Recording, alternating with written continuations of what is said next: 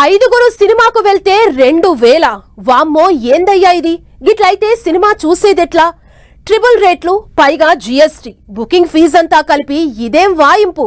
Trailer attract చేసిన pan India star movie అయినా ticket భారమే audience ను రిలీజ్ రోజు థియేటర్ కు వెళ్లకుండా బ్రేకులు వేస్తుందట. టాక్సిక్ మూవీకి టికెట్ రేటే షాక్ ఇచ్చిందా? ఓవైపు సినిమాపై వచ్చిన టాక్, ఇంకోవైపు టికెట్ ప్రైజెస్ ఆడియన్స్ ని ఆలోచనలో పడేశాయా?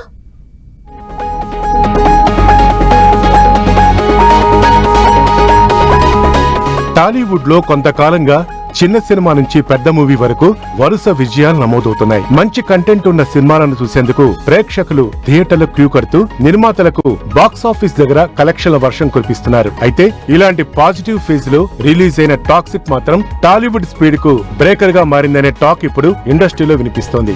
సినిమాపై వచ్చిన టాక్ ఒక ఎఫెక్ట్ అయితే టికెట్ రేట్ల పెంపు మరో పెద్ద ఎఫెక్ట్ చూపించిందనే కామెంట్స్ వస్తున్నాయి. సాధారణ ప్రేక్షకుడు కుటుంబంతో కలిసి సినిమా చూడాలి అంటే భారీ ఖర్చు అవుతుండటంతో థియేటర్ కు వెళ్లేందుకు వెనకడుగు వేస్తున్నారని అంటున్నారు. టికెట్ రేట్స్ పెంచకుండా టాక్సిక్ ను నార్మల్ టికెట్ రేట్లకు విడుదల చేసి ఉంటే పరిస్థితి వేరేలా ఉండేదనే టాక్ కూడా నడుస్తోంది.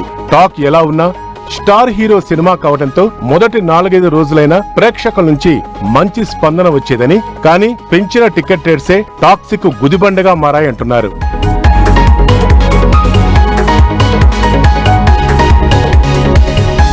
ఇక నుంచి టికెట్ల రేట్ల పెంపు ఉండదని అప్పట్లో తెలంగాణ ముఖ్యమంత్రి తేల్చి చెప్పారు. పలువురు నిర్మాతలు, డిస్ట్రిబ్యూటర్స్ కూడా ఇక నో టికెట్ రేట్స్ హైక్ అంటూ చెప్పుకొచ్చిన సందర్భాలు ఉన్నాయి. కానీ ఆ మాట మీద నిలబడలేదు. ఆడియన్స్ నుంచి వస్తున్న రెస్పాన్స్ తో అయినా టికెట్ ధరల విషయంలో మేకర్స్ డెసిషన్ మారుతుందో లేదోనన్న చర్చ మొదలైంది. కలెక్షన్లు పెంచుకోవటానికి టాక్సిక్ మూవీ టికెట్ రేట్లు తగ్గిస్తారా, లేక ప్రభుత్వం ఇచ్చిన అనుమతుల ప్రకారం మరో 10 రోజుల వరకు ఇదే పెంచిన ధరల్ని కొనసాగిస్తారా? ఇప్పుడు అది సర్వత్రా హాట్ టాపిక్ గా మారింది. రేట్లు తగ్గిస్తే ఫ్యామిలీ ఆడియన్స్ మళ్లీ థియేటర్ల వైపు వచ్చే అవకాశం ఉందని అంటున్నారు.